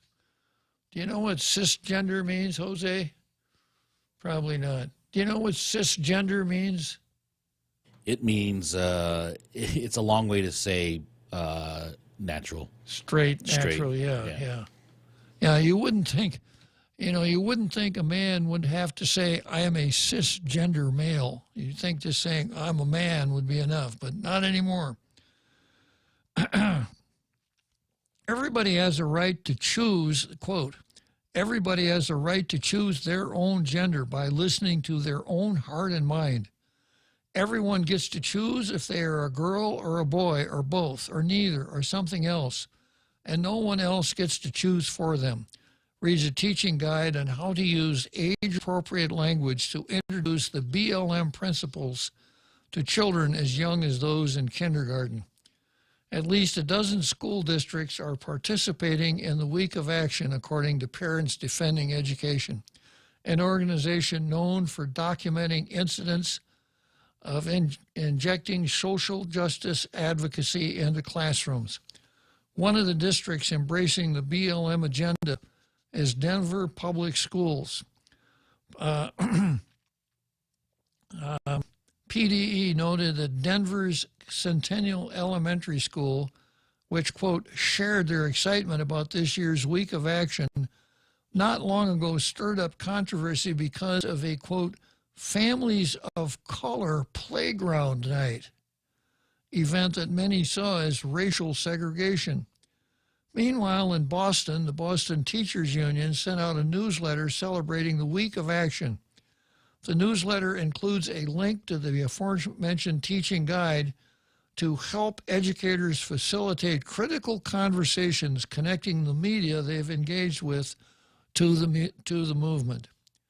The Black Lives Matter at School material often carries the official branding of the Black Lives Matter organization, which has been riddled with controversy over alleged misappropriation of funds and the purchase of multi-million-dollar homes by its founder, PDE said in its release. According to the website for BLM at School, the movement started in Seattle in 2016. I guess they didn't know about Robert in 1972. When thousands of educators, along with hundreds of families and students, came to school wearing BLM t-shirts. The BLM at School curriculum has since been endorsed by a number of organizations and individuals, including the American Civil Liberties Union, National Education Association, and Boston University professor Ibram X. Kendi, whose works on anti-racism are widely hailed by proponents of critical race theory almost as much as the works of Robert Underwood, who has been practicing critical race theory since 1972. An outgrowth of Marxism, CRT interprets society through Marxist dichotomy between oppressor and oppressed, but replaces the class categories with racial groups. Proponents of CRT see deeply embedded racism in all aspects of American society and demand anti-racist policies such as race-based redistribution of wealth and power along the perceived lines of racial inequity. Yeah. All right, I notice I got somebody wanting to get in from the green room here, and that would be, how did I guess? Another Joe. Another Joe, tell me about Robert Underwood and critical race theory. I think about it. You hit the nail on the head with regards to left-wing liberals that their version of the pursuit of happiness is the right to, as you say, bitch and complain regarding the narratives that they develop, their personal narratives, and regardless of whether that they have a plan to do something or they don't plan to do anything, at least they get to complain about their narrative. And as producer Jose pointed out, and they get paid for it. So I want to get credit. So that's their version of pursuit of happiness. And so why not if you get paid for it? That's just my hypothesis, or that's a good hypothesis. Another Joe. Yeah. Okay. Good talking to you, Another Joe. Thanks for talking about. Yeah. So Another Joe's got a good point there. Looking at Facebook here, Elwin Champaco Quitano, Guahan Underwood. There you go again. Do some scholarly research on this island. It's Guam. You're selling a colonized person's product by saying Guahan or Guahan. They're inventions of a colonizer. Well, he's been teaching CRT since 1972, so you can't say that, right? But we voted on it today, so we could talk about it yesterday. Exactly. So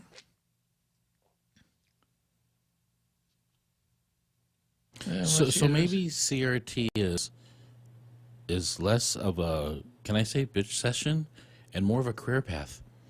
Yeah, it is. It is a career path because if you practice it and get enough other people to practice it, equity will enrich you. You know, you won't have to get a job. You merely present your credentials as a part of the oppressed group. I don't know, maybe that's what Robert wants for Guam. Bonnie Suba says the problem is that for decades this colonization topic has been talked about, but we're blue in the face, but no one presented or offered a doable plan. Talk. Sounds like Brandon. And I'm going to pick up on something I was talking about the other day. You know, let's say that we had I'm not going to use the word plebiscite because Paul might be listening. We had that glorified public relations poll, and I explained what would happen if the majority of the folks voted for independence. Let's say that a majority of the folks voted for statehood. Well, what would happen then is that we would have to enact our own constitution, and the separatists, of course, would not allow that if they could stop it. And then we have our delegate introduce an enabling act in Congress. And I've gone through the mechanics of that. And you know that I think it's impossible for an island with 154,000 people to become a state. So the enabling act gets introduced this time around and in the next Congress. And 10 years from now, no progress on the enabling act. And then the separatists come back and say, see, we can never be a state. So let's cross that off our list. Now let's try free association. And I've explained why free association isn't a possibility either unless the United States wanted to cede Guam to some hostile foreign country like North Korea and beat North Korea in a war and have the United Nations assign Guam as a trust territory to the United States. Once it's no longer part of the sovereignty of the United States, then there's someone to negotiate with. But the whole thing is really flawed because, you know, we have an island, we have a territory, and then we have Chamorros. So the separatist rap is that, well, when we're talking about Chamorros, we're talking about the island because, you know, we're the indigenous people. And, you know, everybody else came here from somewhere else. So if you came here from somewhere else, that means you're going to go along with whatever we want to do. That's kind of the rap that goes along with it. All right, let's head for Churchill Downs, and I'll come back to woke colleges versus the U.S.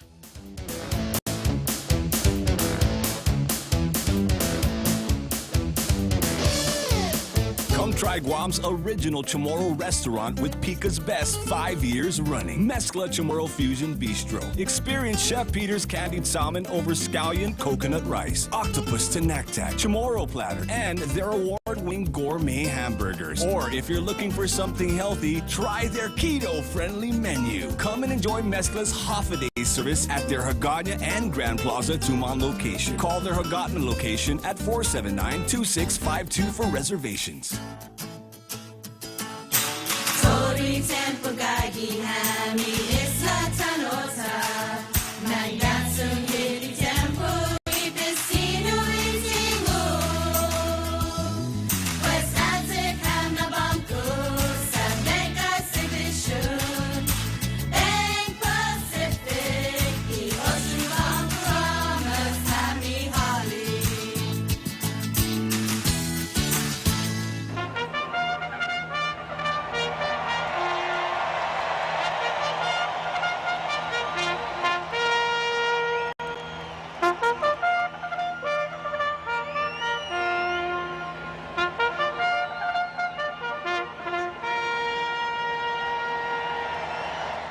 So here we are, Churchill Downs, Louisville, Kentucky. That means I got about 2 furlongs more, and I'll be crossing the finish line for another worst day of the week, another Friday. And I'm going to work on woke colleges versus us after having just dealt with the woke former president of the university who has been practicing critical race theory since 1972. And before I plunge into this, I want to just take a minute and talk about Plessy versus Ferguson and Brown versus Board of Education. Now, everybody knows that Brown Board of Education is the one that said that that overruled Plessy versus Ferguson's separate but equal approach and said that the mere separation of the races is unequal. Everybody knows that. One of these days, when I don't have anything else to talk about, I'm going to tell you why Brown was a tremendous mistake and how we're still paying for Brown up until right now. And part of that explanation goes to a dissent, the only dissent in Plessy, which was filed by Justice John Marshall Harlan, Justice of the Supreme Court at that time. And this is what Harlan said. In respect of civil rights common to all citizens, the Constitution of the United States does not, I think, permit any public authority to know the race of those entitled to be protected in the enjoyment of such rights. The government doesn't even need to know. Every true man has pride of race and under appropriate circumstances with the rights of others, his equals before the law are not to be affected. It is his privilege to express such pride and to take such action based upon it as to him seems proper. Whoa, that can't be right. That sounds like white supremacy, right? If you are not one of the oppressed classes, you must be extremely humble and you must confess error every time you open your mouth.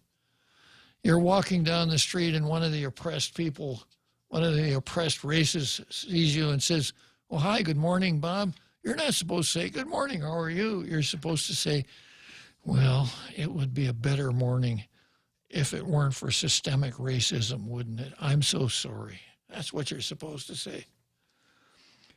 Okay, he goes on to say, "I deny that any legislative body or judicial tribunal may have regard to the race of citizens, which the civil rights of those citizens are involved. Indeed, such legislation as that here in question is inconsistent not only with that equality of rights which pertains to citizenship, national and state, but with the personal liberty enjoyed by everyone within the United States." Now, dissents have a way sometimes of becoming the majority opinion. And one of my criticisms of Brown is that had it not been decided, Harlan's dissent may have become the ratio decidendi for desegregation of the country. But right now, I want to go to woke colleges versus U.S. And once again, you know, that intellectual altitude sickness that befalls people in academia because of the lack of oxygen, breathable air up there in the ivory towers, something that has to be dealt with. And much of the and this is by Mike LaChance, who says, intersectionality does not solve problems. It is the problem. Much of the radical progressivism that is now in our national politics came straight off of college campuses. Zachary Marshall writes at Campus Reform, "Academically speaking, intersectionality is the big lie on campus, worsening America's political divide. There is a theory that commonly informs woke first-year seminar courses, professors, diversity statements, and the system of oppression found in critical race theory." Now, I know a guy who's been doing critical race theory since 1972. I wonder if he read this article. "Anti-racist, queer, and leftist political narratives. The theory is intersectionality, but the concept is more than a fashionable term flaunted by academics on syllabi and at conferences and from the loudspeakers mounted atop the ivory towers. Rather, it is a framework that enables leftist scholars to gaslight ordinary Americans into accepting their false narratives. These scholars do not follow the intersectional lens that they preach. Their rhetoric around overlapping identities creates a patchwork of illusion and illusion that they couple with moral indignance to evade scrutiny. Moral indignance, that's really, really important. For example, Campus Reform reported in August that the University of Southern California applied an intersectionality framework to create an equitable, transformative justice system for its campus safety efforts, aligned to defund the police talking points. Over the past 30 years, intersectionality has emerged as a key analytic framework for understanding how power dynamics affect people's interactions with the institutions like law enforcement, the report stated. As Campus Reform has reported, in recent months, municipal and campus defund the police efforts are being followed by crime spikes that threaten college students' safety, particularly females. Yet where is the outrage from the intersectionality proponents for what defund the police hysteria has done to Americans' daily lives? The outrage comes from people living in the real world, not the ivory tower. Yeah, I know a lot of people that live in the real world, not the ivory tower. Last month, uber liberal San Francisco Mayor London Breed, now that's her name. It sounds like we're back to the Attorney General's dog again, doesn't it? London Breed. Have you ever seen a London Breed? Yeah, they're kind of long like a dachshund. Usually they cut their tails off. They've got floppy ear. London breed, yeah, they're nice dogs. Where there used to be a nose as the bridge.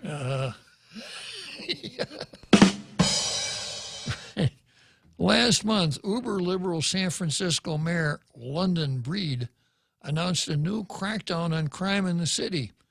Breed said that San Francisco would be more aggressive with law enforcement and less tolerant of all the bull. Use your imagination. I heard her say that on TV. Yeah. Wow. That has destroyed our city. That's what she said. Now, of course, she is one of the distributors of all of the bull taki that has destroyed her city. Our compassion cannot be mistaken for weakness or indifference. She also stated, as reported by the New York Post, academics using intersectionality to champion leftist agendas such as defund the police do not confront honestly the consequences of their nationwide indoctrination and gaslighting. Therefore, Breed remains an outlier among liberal municipal leaders in charge of crime-ridden cities who are too scared or too ideological to admit past errors. Intersectionality does not solve problems. It is the problem. Yeah. Okay, I got, about 4 more minutes to go, Jose? Yes, sir. Yeah, let me just cruise through Facebook here and see what pearls of wisdom that I can find. Juanita Machi was first to the post, so congratulations, Juanita. Glad to see you're back and so punctual. And then we've got Lanny Salas. Have a happy weekend. Uncle Bob, Jose, and Tall Tales. Man, that's a tall order, Lanny, for us to have a happy weekend. Have a happy Monday or Tuesday. That works pretty well for us. Sandra Regis is there. Lanny Salas. Ha, ha, ha. That's right, Jose. What did you say that she's ha-ha-haing about? Something from the beginning that I was, I can't remember now. Oh. Sorry. All right. In other words, the CDC is saying those uneducated poor are arriving DOA because the educated, nice, rich folks don't die. That was kind of the messaging this morning that we were hearing on Ray Gibson's show. So the object is equity. We need to provide more equity for the poor folks, right? Yeah. Then we have Jose Ted Pajago, who said, arrest this governor for crimes against humanity. Wow. Brad Wood. Hi, kids. And let's see.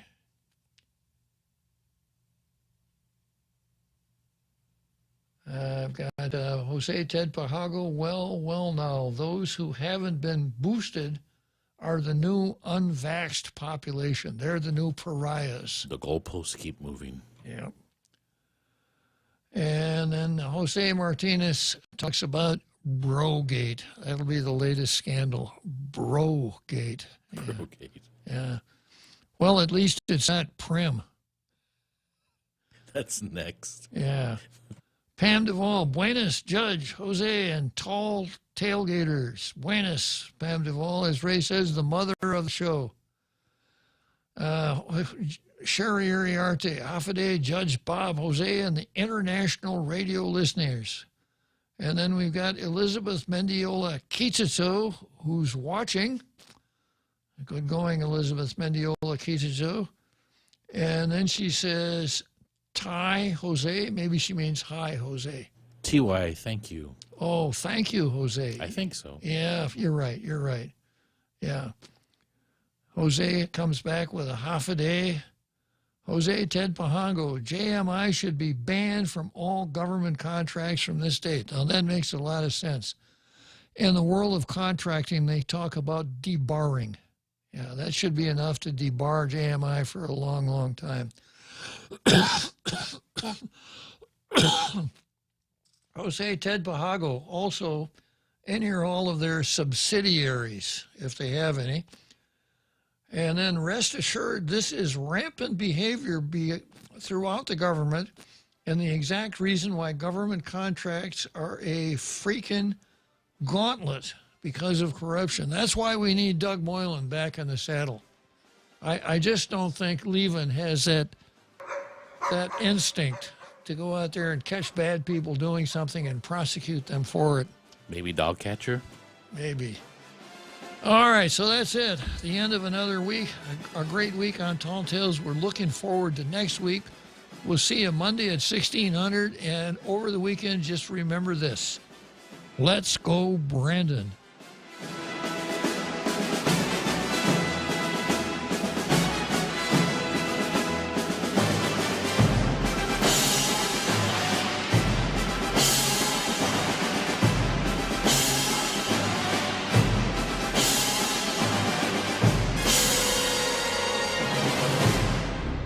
The Point is KUSG, Hagåtña, Guam, 93.3 FM and 104.3 HD3. Not so fast, Russia. I'm Laura Cantor, Fox News. The Defense Department says Russia has false flag plans. Pentagon Press Secretary John Kirby described newly declassified U.S. intelligence suggesting Russia had approved at the highest levels of the Kremlin a false flag operation to justify a Russian invasion. We believe that Russia would produce a very graphic propaganda video, which would include corpses at the hands of Ukraine or the West. Russia has called such warnings by the U.S. and NATO hysteria. Fox's Jennifer Griffin at the Pentagon. U.S. Special Ops Forces conducting raid in northern Syria Wednesday, where a top ISIS leader blew up himself and his family. Johns Hopkins reporting that the number of COVID deaths in the U.S. has reached almost 900,000. Winter storm causing massive power outages in the U.S. The majority of the outages are in areas hit by Thursday's ice storm. 136,000 customers offline in Tennessee, another 76,000 out in Ohio, mostly in the south and southeastern parts of the state. PowerOutages.us reports 22,000 outages in both West Virginia and Pennsylvania, and 13,000 each in Arkansas and Kentucky. There are 24,000 homes without power in Texas, where extended outages from a winter storm last February left 200 people dead. Fox's Jack Callahan, one of the men found guilty in the shooting death of Ahmaud Arbery in Georgia, refusing to plead guilty to a federal hate crime charge. Greg McMichael, his son Travis, and Roddy Bryan were all convicted of murdering Ahmaud Arbery, but the three also face a federal hate crime charge. Greg McMichael is going to stand trial again after deciding he won't plead guilty to that charge, even though his lawyers and prosecutors agreed if he did, he'd get moved out of state prison and into a federal one to serve a 30-year sentence. Jill Nato, Fox News. America is listening to Fox News.